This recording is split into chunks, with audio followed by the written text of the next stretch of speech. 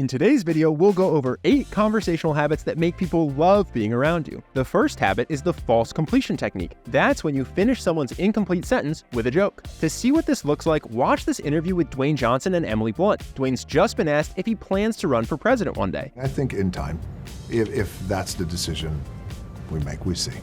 Yeah, but nothing yet. No. Have you started campaigning against him? No. Yes, I have. Oh my God, that was good. Cutting someone off to genuinely finish their sentence for them can be annoying, but by doing it with a joke, you make them laugh and instantly create a more playful vibe. And as you'll see in this next clip, it's easier for them to retake the conversation so they can finish their thought. That's a great kind of marching order. Very, actionable for us and easy to understand. And every day I was like, all right, how can I help that? And how can I get more lines? How can I get more lines?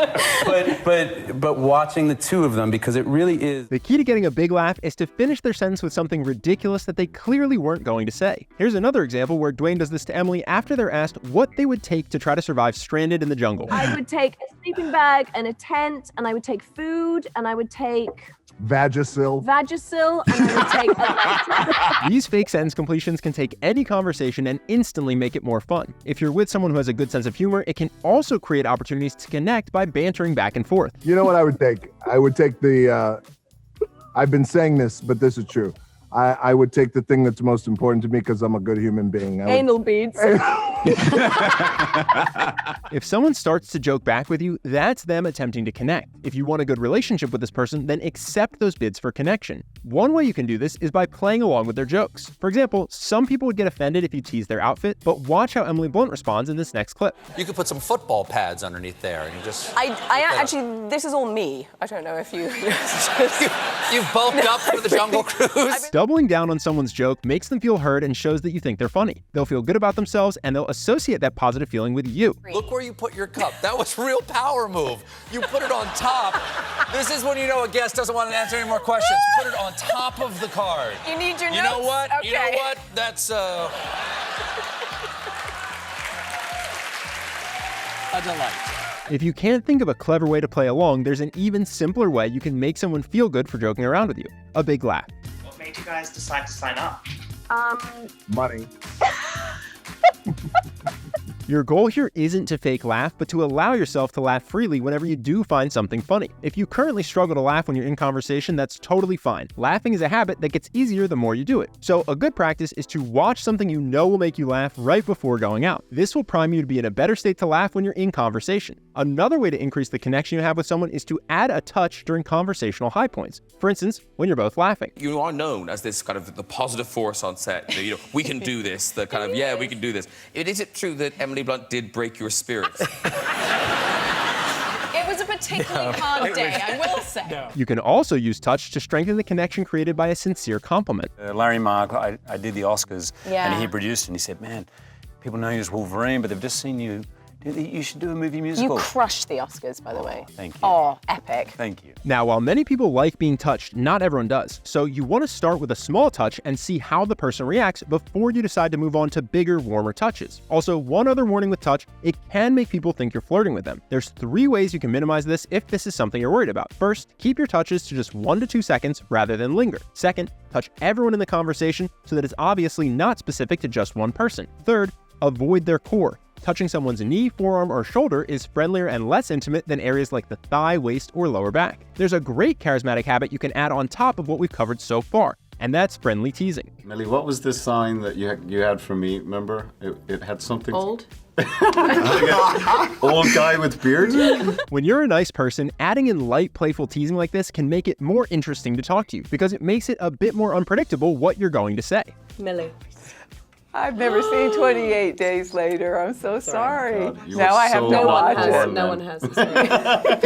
Some people worry that playfully teasing someone might accidentally offend them, but there's 2 easy tricks to avoid this mistake and make sure people laugh at your teases like Cillian in those last clips. First, use teases that are obviously untrue. From the clips we just saw, Cillian isn't old, and 28 Days Later was actually a box office success. And second, tease yourself as well, so people know you're not picking on them, you're just being playful. For example, listen to Emily poke fun at her own film, The Adjustment Bureau. Did you meet on The Adjustment Bureau? Yeah. Yes, we did. Sometimes we just see each other across the street and we go like that.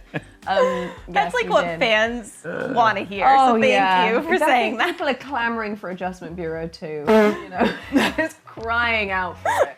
There's one more thing in today's video that will make you a fantastic conversationalist people love being around, and that's knowing how to tell captivating stories. So let's go through 4 quick storytelling tips that will help you have people fascinated, laughing out loud, or both.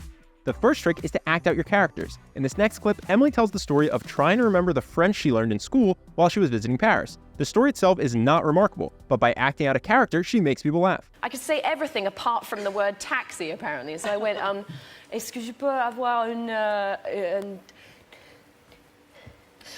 And you went, taxi? And I went, yes! And you went, taxi! Is Simon English, Simon French?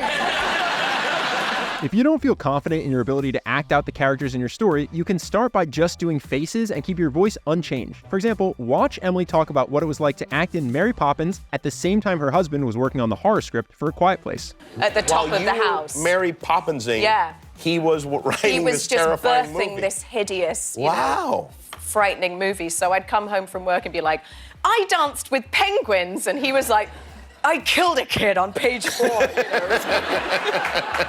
Our second storytelling tip is to pause when you hear laughter. Giving people space to laugh makes you look even funnier and make sure the rest of your story gets heard. Is your kids getting your accent or are they getting your husband's accent? Well, Hazel had my accent for a really long time and would say things like water, which I was really proud of. And then the other day she goes, can I have some water?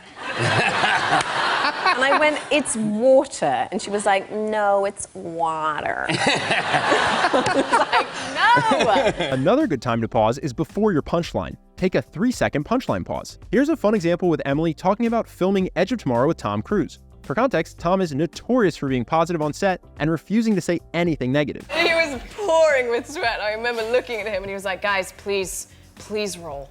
Please roll. And I just looked at him and I just went, oh, this sucks, like that. And he looked at me and he goes, it's a challenge. Pausing builds anticipation, creating a bigger impact when you deliver your punchline. One thing that can help you focus on your delivery is having a few go-to stories. Once you find a story that gets a laugh, you can use it again, so you already have a rough idea of what you're going to say. Here's an example with Emily telling the story of the birth of her first child. We were in the recovery room afterwards and we had this amazing nurse who came in and she said, Sam, your baby is so cute. And I went, oh, really? She went, she is gorgeous. And I went, hey, Mabel, I think you say that to all the mothers. She went, no, I don't. She went, when I know a baby ugly, I say, you had a baby.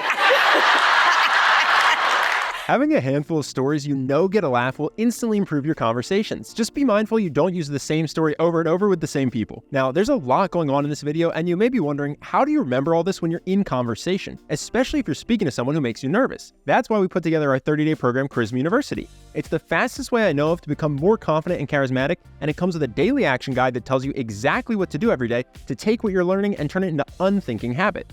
Thousands of people have gone through Charisma University so far and had great results. Here's what just a few of them have said. Thank you, you changed my life. It's so much easier for me to connect with people. All my relationships have improved and I'm able to make new friends anywhere in any situation. I never expected such remarkable outcomes from a simple online routine. This course completely changed my mindset on how to approach people and think about myself. It has undoubtedly made a significant impact on my life. After Charisma University, I've made more friends, have higher self-esteem, and can more easily talk to people I don't know. If you're interested in becoming more confident and charismatic in the next 30 days, click the link on screen now. Either way, I hope you enjoyed today's video, and I'll see you in the next one.